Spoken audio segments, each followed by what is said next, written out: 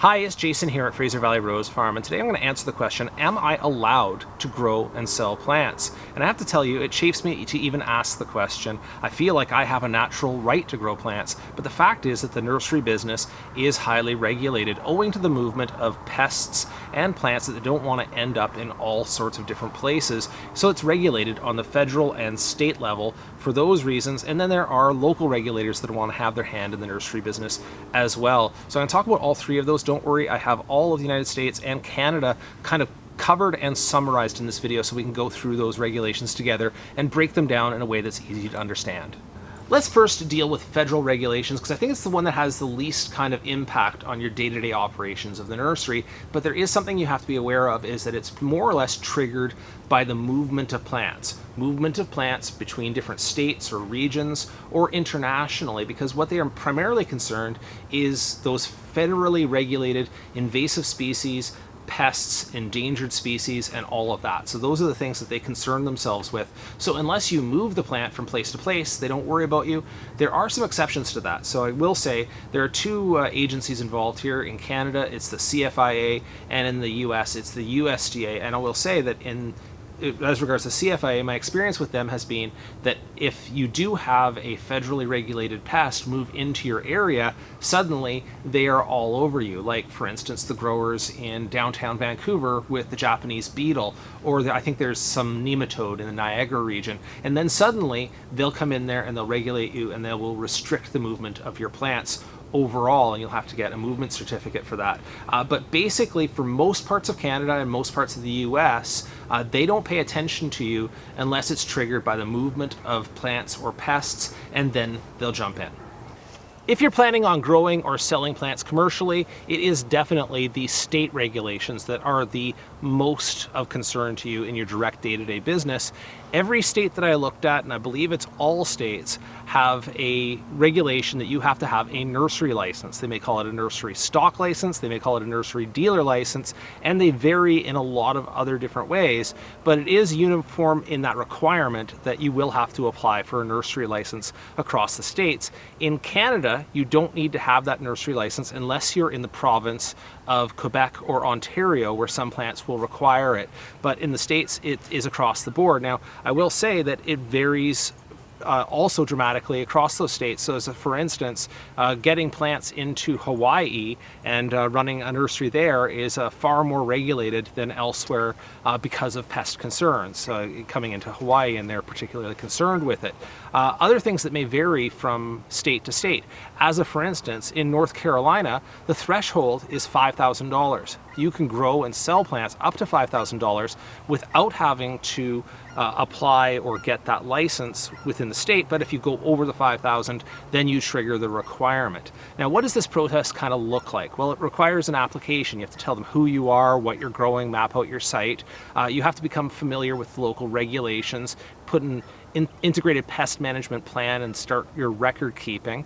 You have to pay a fee, and then it involves an inspection by a state inspector who comes in and has a look and makes sure that you're meeting all those requirements. And I believe that in all states, that fee and that inspection is an annual thing. So that may, I'll stand to be corrected by people who do nurseries in different states, but I believe that in most states that fee and that inspection is on an annual basis. Now, I mentioned before that the federal government of the US or the Canadian government takes a special interest in those federally regulated pests and diseases and invasive species. And while that is a federal responsibility, the states may go above and beyond that for their own state level invasive species and pests. So certainly, once again, anytime you consider moving a plant from one state to another, that triggers special requirements. You have to be very careful with that. If you have suppliers in a different state, you can assume that it is their responsibility to make sure that they've covered off those regulations, but you have to familiarize yourself with that anytime that you consider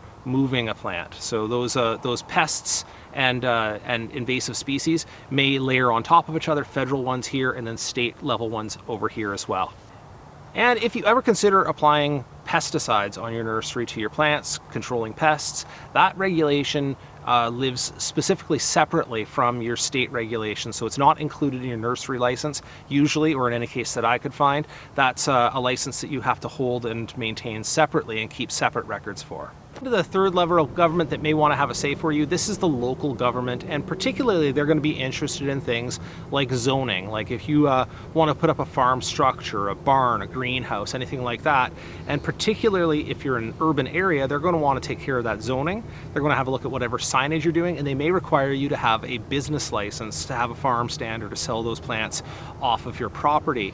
Now, there is an exception to this, or an exemption you may want to look into if you're in an agriculturally designated area like I am. I'm on ALR, Agricultural Land Reserve land in BC, where it's enshrined in the law that I have the right to sell my plants on the property, and that they have a limited jurisdiction on telling me what I can do in farming. In the States, they would call this the right to farm laws. And so that's something to look into if you're on agriculturally designated land. But if you're in a more urban area, you can expect signage, business license, and anything to do with zoning or putting up structures. Well, so far in this video, I've dealt with things that I would consider, say, a burden, but there are also some regulatory advantages that you can consider if you're going into the nursery business.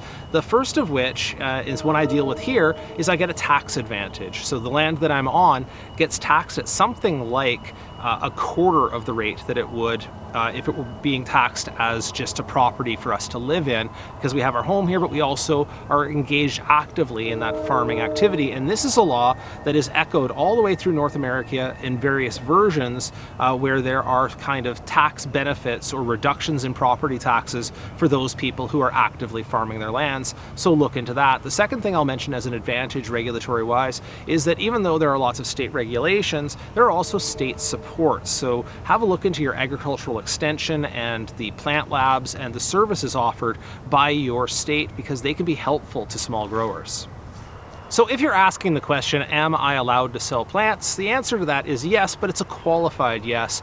And I assume you're asking the question because you're at the very early stages of considering whether to open a plant nursery or start growing and selling plants. And let me encourage you by saying that there are some things that you can do right now that don't involve immediately opening up the checkbook or getting involved with state regulations. The first of those would be just doing your research. And by this I mean looking at that state regulation and seeing what does and doesn't apply to you. Is there an exemption for small growers up to a certain threshold that you can start your sales small right now without triggering all of those requirements? The second thing I would say is this is a great time to hone your skills. Get started on propagating things, building your collection of plants, get some mother plants going, get propagating and growing. If you're not growing it for commercial sale, those requirements don't kick in, and you can still build your stock and inventory and mother plants and your skills in the meantime. It's also a great time before you get going with any official channels to start doing the informal networking. Join your local plant groups, get to know your local landscapers, see what your local nurseries are looking to buy, do that part of the business planning early on. Start your social media, get yourself known for being at least a plant enthusiast, if not a plant expert. All of those things will play into your success if you plan on moving on to the next steps. Well, I hope you found this recap of the regulatory requirements of going into the plant business to be useful and not too overwhelming.